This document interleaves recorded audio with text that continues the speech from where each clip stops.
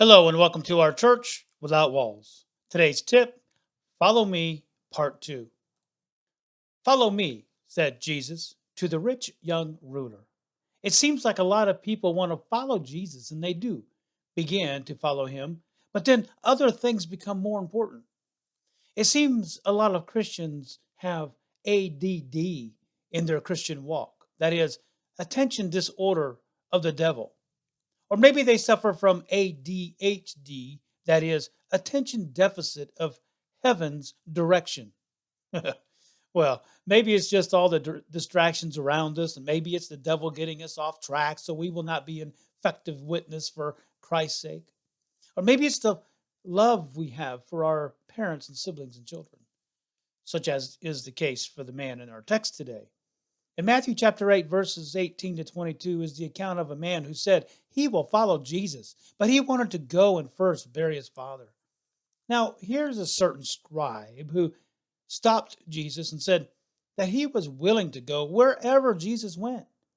Oh, he volunteered, but Jesus had not called the scribe into service. So, all the much more should this volunteer be ready to serve. Jesus' reply about the foxes and birds let the scribe know that the cost involved of following Jesus. That Jesus had no house, no car, no means of transportation, and nowhere to even sleep at night. The scribe must have known then that God would provide all of his needs. The scribe thought about all the provisions he had and was not willing to let go of them. Even if we volunteer for Christian service, we need to be willing to put God first before everything, trusting that God not only knows, but will provide our needs. Sadly, though, most Christians are not willing to let go of the worldly things in our life, including our family. The same is such as in the case of the scribe in our text. The scribe volunteered for ministry service there in verse 21, but he added an attachment to his willingness to follow Christ. But the dead Christ was talking about is the spiritually dead, the worldly people, and worldly offices or mundane things that can be easily handled by others.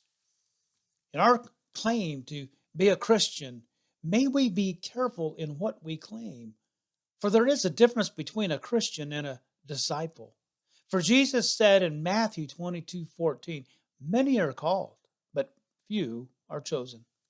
In other words, many are called to eternal life in heaven, but few are chosen for Christian service here on earth. You see, there is a difference between one who knows Christ and one who follows Christ. The question is, what will you answer when Jesus Christ calls your name and says, follow me? I'm Dr. Robbie with another tip from the Toolbox.